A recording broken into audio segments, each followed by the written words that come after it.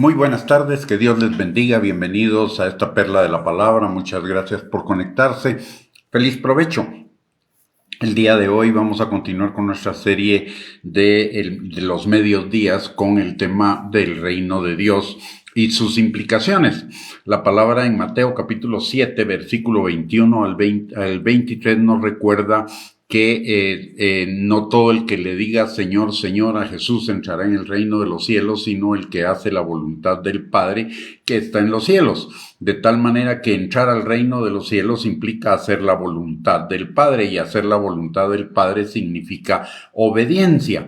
De hecho, la salvación implica nuestro compromiso con el Señor de vivir en obediencia. La palabra de Dios dice en Romanos capítulo 10, versículos del 8 al 10, que con el corazón se cree para justicia, con la boca se confiesa para salvación, que Jesús es el Señor de nuestras vidas y que además Dios le levantó de los muertos. Y decir que Jesús es el Señor de nuestras vidas significa que nosotros estamos entregándole nuestra vida a Él y estamos declarando que como Él es el Señor, nosotros le obedeceremos. Porque el reino de Dios es el gobierno de Dios en nuestras vidas desde nuestro corazón. Tiene por lo menos 4 implicaciones el caminar en la obediencia del reino, y esas implicaciones son, en primer lugar, el amar a Dios por sobre todas las cosas, con todo nuestro ser, con todas nuestras fuerzas, y amar a Dios implica obedecer sus mandamientos. Juan capítulo 14, versículo 15, dice Jesús: si me amáis, guardad mis mandamientos. Y Lucas 6:46 también Jesús dice: ¿por qué me llamáis Señor, Señor, y no hacéis lo que yo digo? Aquí vemos que un componente clave, un componente importante de vivir en el reino, de entrar en el reino, es la obediencia. En segundo lugar, también la obediencia que implica amor a Dios. Y en segundo lugar, es amar al prójimo. Recordemos que los 2 mandamientos principales de la ley, como dice la palabra, como dice y nos enseña Jesús en Mateo 22, del 36 al 40, es que el primer mandamiento es amar a Dios sobre todas las cosas, con todo nuestro ser. Y el segundo mandamiento es amar al prójimo como a nosotros mismos. Y en Romanos capítulo 13, versículo 8, dice la palabra: no debáis a nadie nada, sino el amaros unos a otros, porque el que ama al prójimo ha cumplido la ley. Entonces, ¿y cuál es la ley? La ley del reino. De tal manera que esos 2 mandamientos, amar a Dios, que es obediencia a su palabra, y amar al prójimo, que es hacerle bien, hacerle al prójimo lo que nosotros quisiéramos que nos hicieran los demás, eso es vivir en el reino de Dios. Por el otro lado, un tercer componente, si nos damos cuenta, el amar a Dios es nuestra relación con Dios. El amar al prójimo es nuestra relación con los demás. Y hay un tercer elemento que es la mayordomía, es nuestra relación con las cosas. En Primera de Pedro, capítulo 4, versículo 10, la palabra de Dios dice: cada uno, según el don que ha recibido, ministrelo a los otros como buenos administradores de la multiforme gracia de Dios. Y administrar las cosas conforme como buenos administradores de la multiforme gracia de Dios significa usar todas las cosas y hacerlo todo para la gloria de Dios, como dice Colosenses capítulo 3, versículo 22 al 24.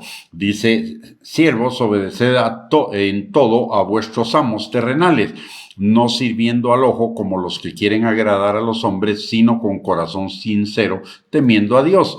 Y todo lo que hagáis, hacedlo de corazón como para el Señor y no para los hombres, sabiendo que del Señor recibiréis la recompensa de la herencia, porque a Cristo el Señor servís. 4 elementos entonces para vivir en el reino de Dios: amar a Dios obedeciéndole, amar al prójimo haciéndole bien, la mayordomía de las cosas y hacerlo todo para la gloria de Dios. Y para ello contamos con una gran ayuda. En primer lugar, la ayuda de la palabra que nos enseña en Salmo 119, 105, que lámpara es a nuestros pies tu palabra y lumbrera nuestro camino. Es decir, la palabra nos da la dirección para poder cumplir esto.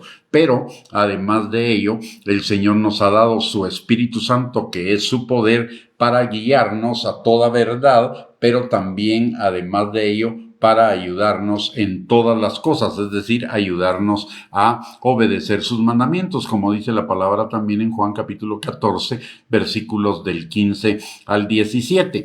Que amar a Dios es guardar sus mandamientos y que Él nos dará el Espíritu Santo para que lo podamos hacer, que es nuestro ayudador y estará con nosotros para siempre para estos objetivos. Así que la invitación es entrar al reino de Dios, no solo verlo, es decir, no solamente ser salvo, sino entrar en la plenitud del reino de Dios. Y entrar en la plenitud del reino de Dios implica vivir en la plenitud de sus bendiciones, en la plenitud de sus promesas, en la plenitud de la calidad de vida que Él tiene para cada uno de nosotros. Recordemos que la palabra en Jeremías 29:11 nos recuerda que Dios tiene planes de bien y no de mal para darnos un futuro y una esperanza. Y por el otro lado, Proverbios 4:18 nos dice que la vida del justo, los que creemos en Cristo, es como la luz de la aurora, que va en aumento hasta que el día es perfecto. Y Filipenses capítulo 1, versículo 6 nos recuerda también que el Espíritu Santo nos va perfeccionando cada día, que el que comenzó la buena obra en nosotros la perfeccionará hasta el día de Jesucristo. Así que tenemos el poder y la capacidad de poder entrar en el reino de Dios cumpliendo el amor el amor a Dios, obedeciendo sus mandamientos, el amor al prójimo, haciéndole bien, la mayordomía de todas las cosas y hacerlo todo para la gloria de Dios. Muy bien, con esto hemos llegado al final de esta perla de la palabra. Muchísimas gracias por conectarse, que Dios les bendiga, que tengan una buena tarde. Si Dios lo permite, más tarde volvemos con otra perla de la palabra para seguir edificándonos mutuamente en nuestra fe y fortaleciéndonos en nuestra fe. Mientras tanto, les mando un abrazo a cada uno. Bendiciones.